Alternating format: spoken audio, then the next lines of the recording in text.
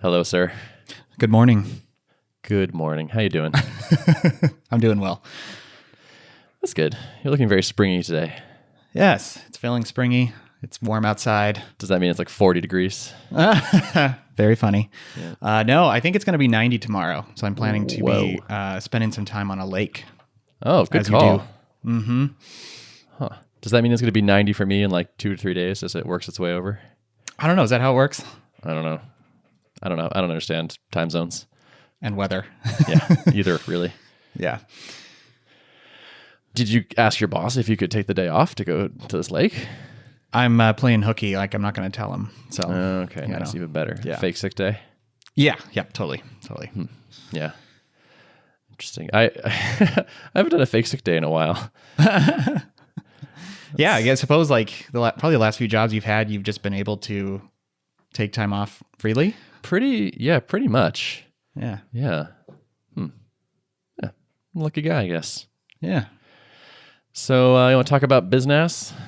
Business. Let's do it. All right. Some stuff went down for us last week. There was some movements in the world. Are you alluding to the big announcement from a large company? I am, yes. Joel, Spencer, and I are doing our weekly retro, and we're just talking about, things we talk about. And then a friend texts me, and it's a quote. And it's a quote like, "And because of this, we are removing remote control functionality from Slack calls." And I was like, what is this, and where is it from? And then he sends me a screenshot of this email, and then forwards me the email. And it turns out Slack has decided to remove remote control functionality from calls. I don't even understand. How can you get such a gift? It's amazing. Don't know. But it was just like, we're like, oh my God. So first of all, like that's just great. That's just a present for us. That's just like Slack's just like leaving the market. That's wonderful. It creates a big opportunity where a bunch of our potential customers have been using Slack, or like basically everyone that's a customer is also a Slack customer. And so it's like there's just a ton of overlap, and they just decided to leave. They're taking their toys and going home.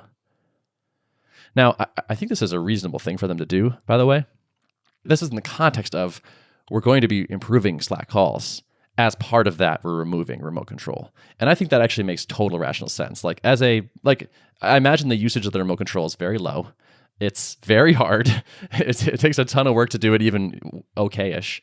I totally think this is actually probably a really good call for them. It worked out real well in our favor, I would say. Yeah, because like optimizing for human faces is different than optimizing for editors, right? When you're sharing things. So like it kind of makes sense that if they're trying to like maintain this basically piece of legacy for them, it could presumably slow them down on improving the... 100%. And also, It's hard to do remote control inside Electron, which is what they do. Yeah. So it's like if you want to keep the Electron thing, which I'm sure they don't want to throw away, you're going to have a hard time getting the control you need, which is what like the determination we came to. So I think it's rational, but man, I got this email and I was like, all right, we got to act like immediately. This is actually a big opportunity. As best we could tell, they emailed, I think, all their paid customers, or at least all the paid customers that had used remote control. I was like, okay, there's going to be a lot of people talking about this, and a lot of people like will start looking around for an answer to this. And so I emailed all our customers, and I said, hey, I have a time-sensitive favor to ask, which is this is what's going down. If you could hop on Twitter and say something about what you're doing to solve this problem, it would be a huge help for us. And people did it like crazy. Like our customers are the best. We kind of dominated the news cycle, it felt like, from my perspective, where just like it seemed like every thread that I saw where someone was like, oh, this sucks. So like one of our customers would be like, hey, I've been using Tuple and it's great. You should check it out.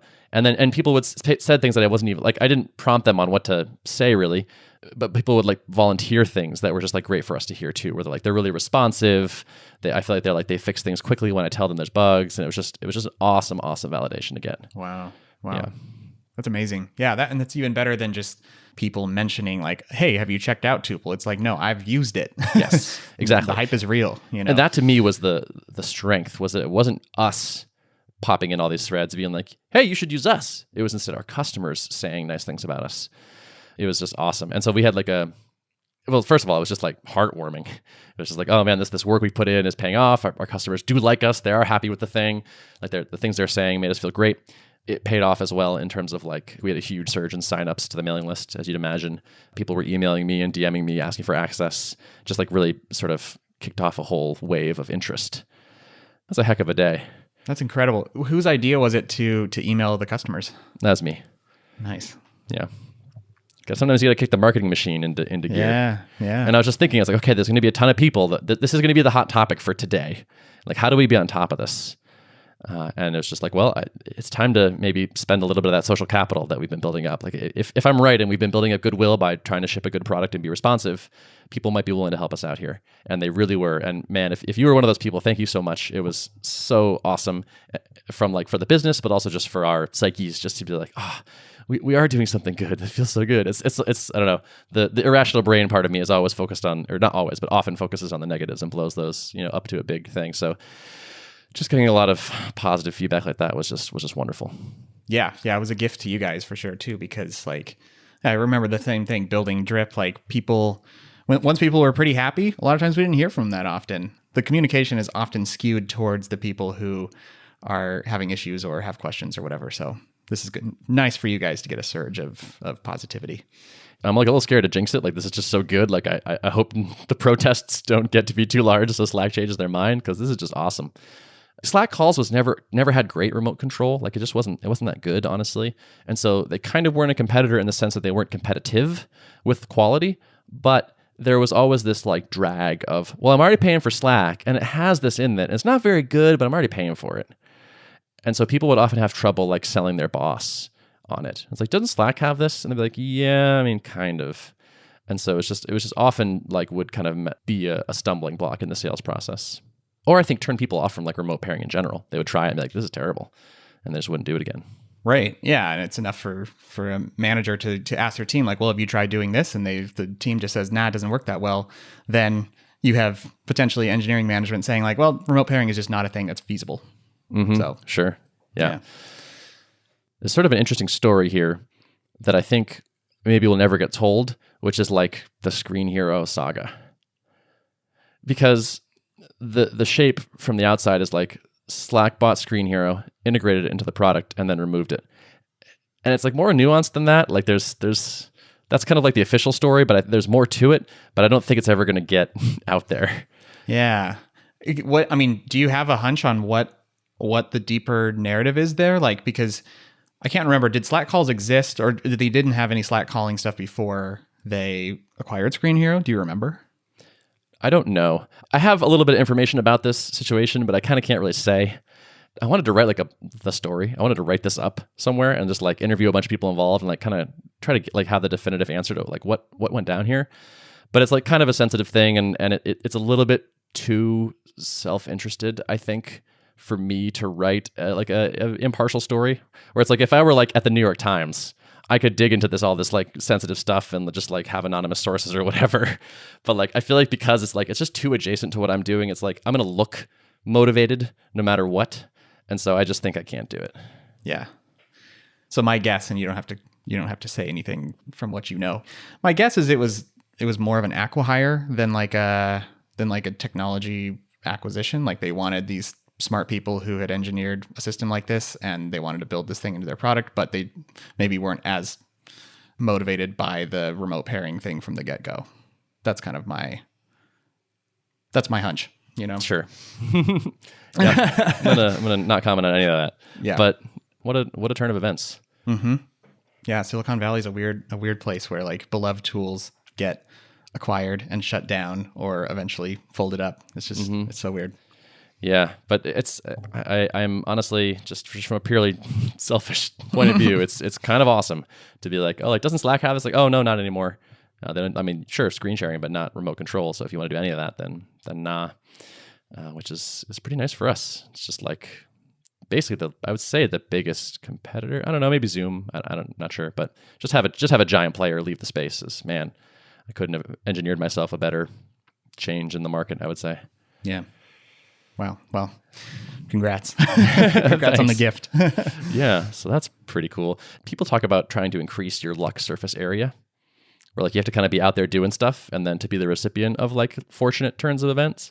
And this totally feels like one of them. Like I said to Joel, I was like, I could almost imagine a timeline where we didn't actually pull the trigger and start working on this. And we would see this announcement and be like, oh, imagine if we'd spent the last year building a product that would just like be, help solve this now even bigger gap. But instead, because we were out there doing it and we've been building goodwill and all that and working hard, like we have this answer and we can take advantage of this opportunity. Yeah.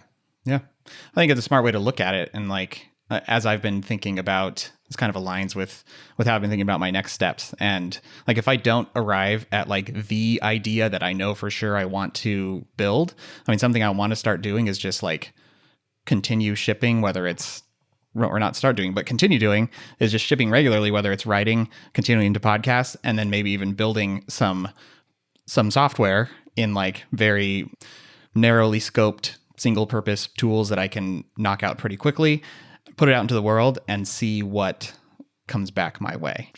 I mean, good things always arise when you are putting things out into the world or putting effort into something. Yes, and continually taking swings. Yeah. I remember an interesting talk by, I think it was Scott Chacon, one of the co-founders of GitHub, or it may have been Tom, I'm not sure, but it was one of these co-founders, and saying like, by the way, like they were a few years into GitHub and it was looking quite successful, and he was like sort of saying like his lessons learned, and he was saying, by the way, like I did like 20 different projects before GitHub happened, and none of them went anywhere really. But I was there meeting people, making friends, shipping, like getting used to shipping stuff, getting it out in the world, and I feel like that's a really common refrain from people. Something I learned about, I don't know if I can say his name yet, but one of our upcoming podcast guests, who is quite well known, had something like 5 failures before his current, large success that he is piloting.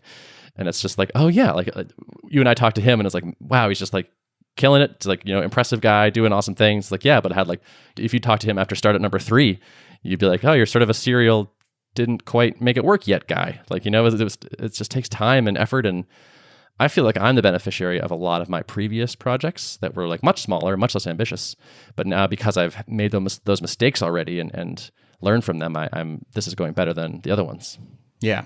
Yeah. So, I think some of it is learning from mistakes. Some of it is just purely, it's a complex system, the world we live in and the markets we serve. So like part of it is just having the amount of exposure that you have maybe positions you to get the early traction that you're getting with this. And if you weren't somewhat of a known quantity in the space that you're serving, then like this may not look nearly like it does right now for you, and totally. Oh, absolutely.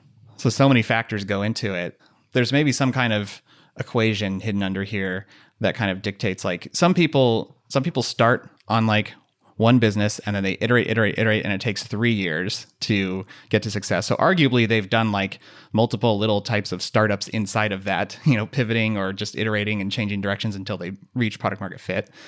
And some people will knock it out of the park right away, but it's after doing a bunch of iteration on other startups before that. So like there's kind of this timeline, and whether you're focusing all your efforts on one business and continuing to iterate and pivot it, or you're starting multiple successive things that lead up to your success, like I feel like there's this timeline that's very hard to cheat. So I would second that. It's hard. And it's like you don't start playing the piano beautifully the first time you touch the keys. You got to work on it and work your way up.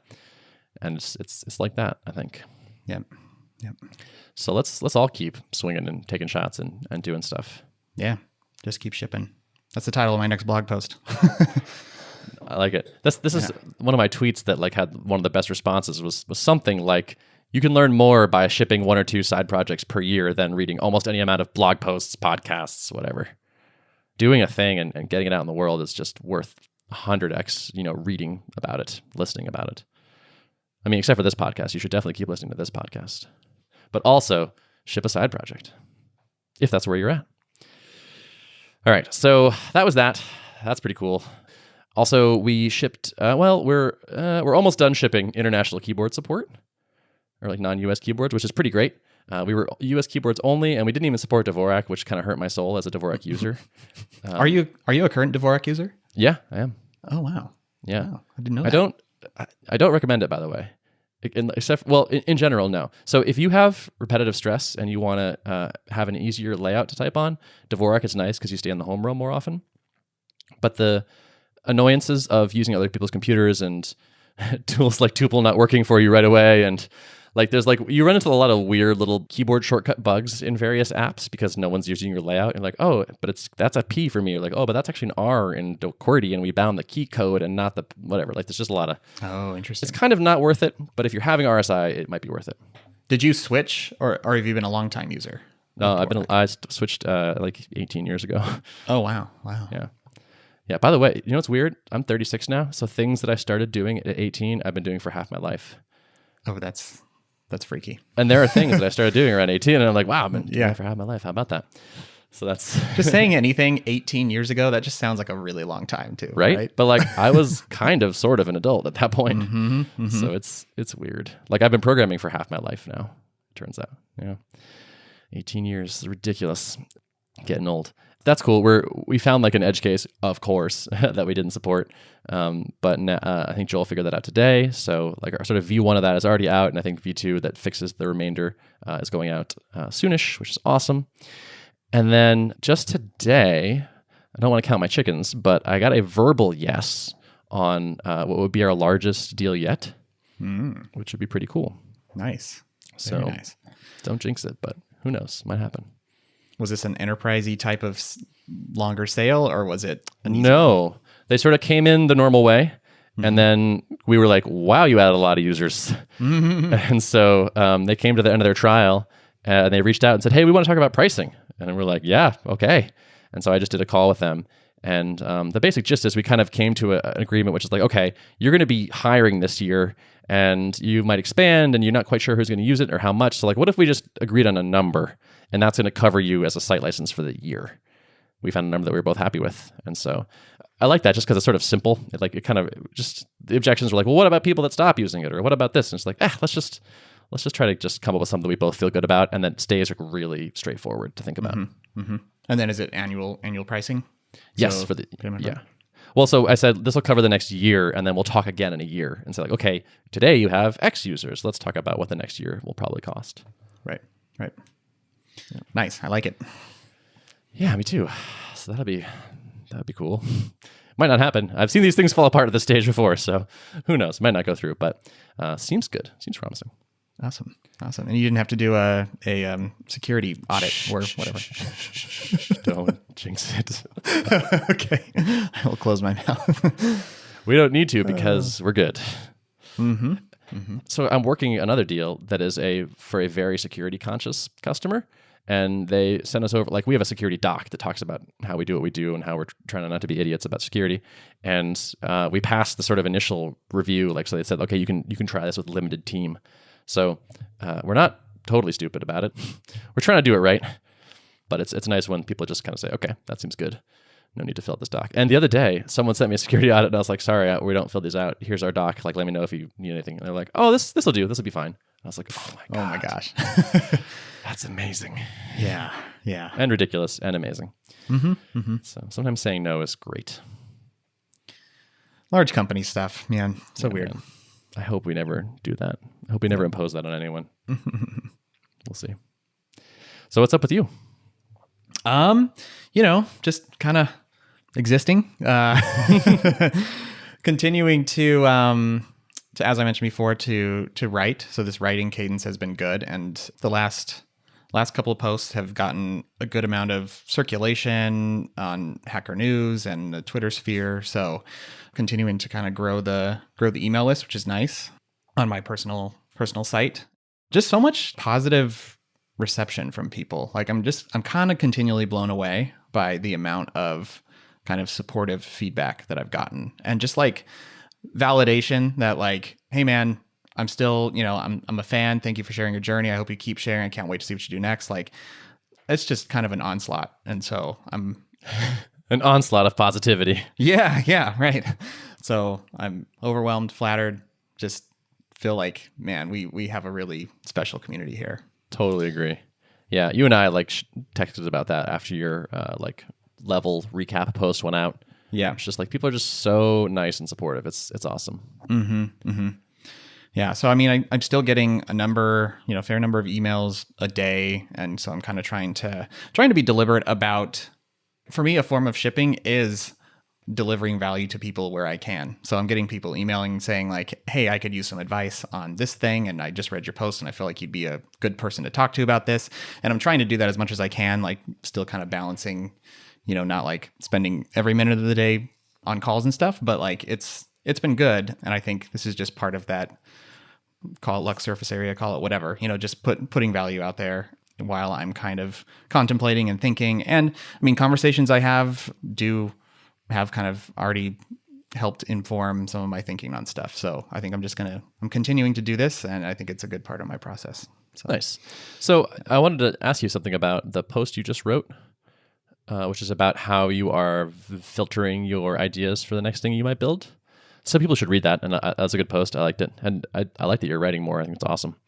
One thing I didn't see on there was, I think, a mention of filtering things that you don't feel personally passionate about. What are your thoughts on that? I think that I probably could add that to the list. Yeah, I think I did mention like I want to serve my audience or at least have partial overlap with my existing audience, which kind of means like serving people similar to what I'm doing, developers or entrepreneur developers or founders.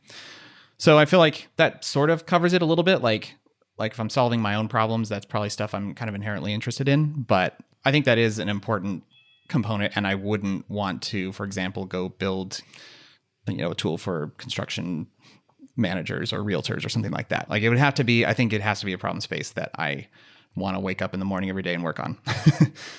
So yeah, that would be a good one to add, I think. Yeah, I was just curious when I saw that. Yeah. I could see that being an easy way to fail, I guess. Mm-hmm. By picking something that you don't care about at all. Yeah. Like, I think I could probably stay excited about the idea of building a business for like a couple years, maybe, in a field I didn't care about, but like pretty quickly. I feel like to do anything really great takes 3 years anwoy. And so it's like, I would just see myself kind of being like, do I really care about whatever this particular niche I've picked? And if the answer weren't yes, I would have a hard time staying motivated, I think. Yeah. I only heard very little trolling, very little negative response to the post. But like the one person who was rude to me was like, this is just devoid of all passion. And like, you have to have passion about what you're working on. And this is so disingenuous. And like, I guess I can kind of see, like, I didn't explicitly mention that, like, I'm one of the criteria being passionate about the problem that I'm solving. I feel like it's kind of was implied, but it's probably worth like also explicitly calling out to myself and potentially adding to the post, that like, I think that is important. So yeah, I like this phrase of product market founder fit a lot, where it's like, is this the right product for you to build in particular? I think thinking about that is pretty important.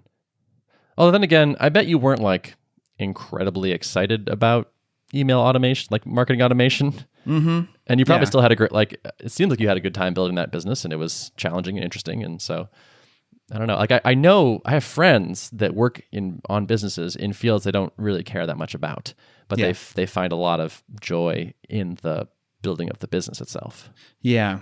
I think if the parameters of the business are enjoyable, like I'm not having to do enterprise sales, for example, but getting to build kind of a nice self-service engine. And like if the market that I'm serving is interesting to me, like they're people that I like talking to regularly, because that's kind of important, if you're going to be dealing with support requests and stuff. And I think that was a lot of the joy I had with Drip early on, was like we were selling to like the microconf crowd and kind of a few layers outside of that. But that was kind of just people who roughly were on the same wavelength. And I think that made it enjoyable. And especially in the early days where we were really trying to hammer out product mechanics and what features to build and stuff like that. Like it was fun talking to those people. So I think that's, gotcha. Yeah. That makes sense. The audience being really important sounds right to me. We sometimes get bug reports, and they're either like really good, like I have some reproduction steps for you, or sometimes people will apologize, be like, sorry, I don't have better steps. This kind of happened when we did this. I don't really know. But you can tell they understand how to debug a problem. Yeah, it's like you don't want to get yourself in a type of business where like people, maybe, the customer base assumes that you should be treated like Comcast or something, where people are just always angry and assuming that you're negligent, like that wouldn't be a fun type of business to support. Definitely. Yep. And that was one of the things that struck me about people when they were talking us up on Twitter, was talking about how like we're responsive and we get things done for them, and that was awesome. That's that was a great validation for like Joel in particular, because he's like the first line of support defense, but just us in general, where like we try to, like, when someone sends us a good idea, we try to build it, and it's just like it's nice to see that kind of come back. Yeah, it's good to get that reputation naturally too. Not like you're just touting on your homepage, like we are great at support, but like it's emerging naturally from you just doing the work of providing good support. So yeah, it's like you said, like people are nice, or like generally like supportive and nice to you. I think a lot of that is that you are supportive and nice to the world. Like you share your journey and your struggles and all that, and people respond to that authenticity.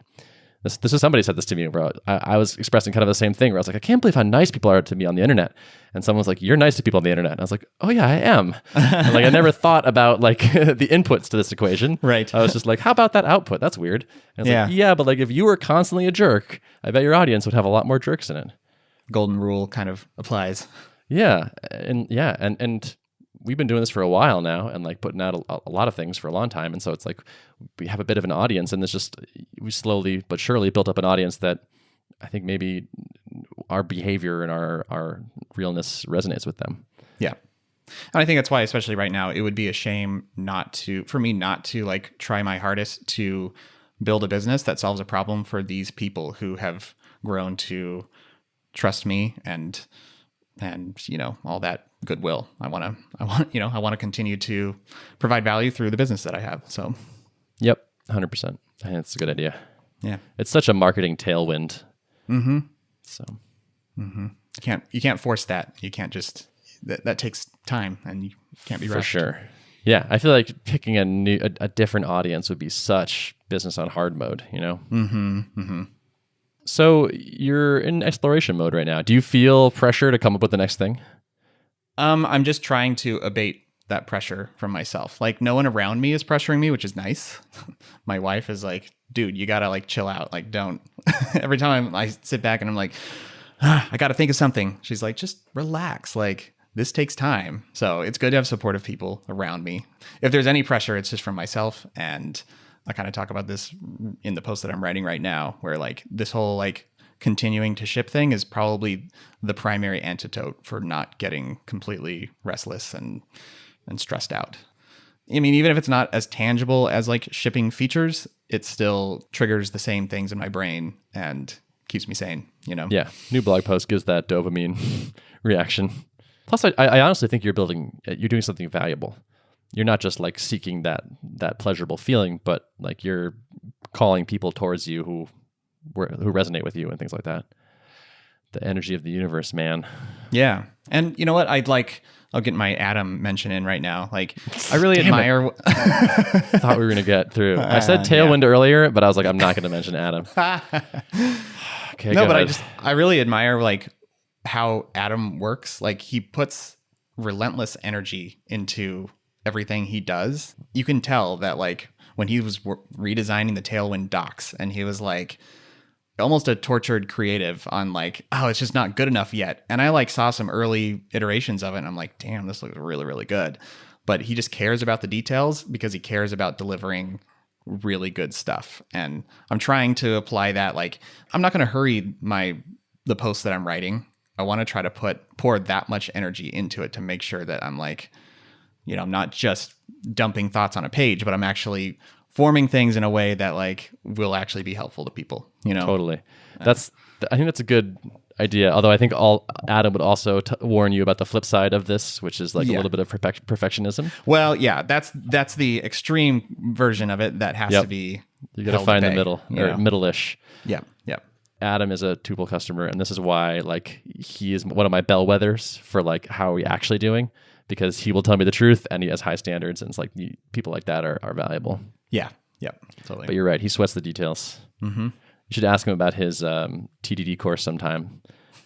It has like 240 videos or something ridiculous. Oh my gosh. Because he was like, I'm going to show you how to build a complete app using TDD. And he's like, oh my God, wait a second. This is going to take so many hours. Yeah. Yeah. Cool. Well, I guess that's it. I think that's it. Okay. Should we keep telling people where the show notes are? I don't know. Do they know? I mean, I guess new listeners don't know. I guess they don't, but wouldn't they be linked in the show notes? Oh, wait, where would you get? No, you get the show notes in the episode thing in your podcatcher. That's true. That's true. Maybe we need a new sign-off bit. Oh, yeah. All right. If you would like to give us a sign-off bit, you should tweet at us. Say, I'm definitely not witty enough to come up with one right now on the spot. Yeah, no, that would be too much to ask of anyone. Yes. Maybe for now, we'll tell people where the show notes are, and in the future, we can have a new sign-off bit. Sounds good. Let's do it. All right. So where are the show notes located? The show notes are at artofproductpodcast.com. Thanks for listening. See ya. Bye.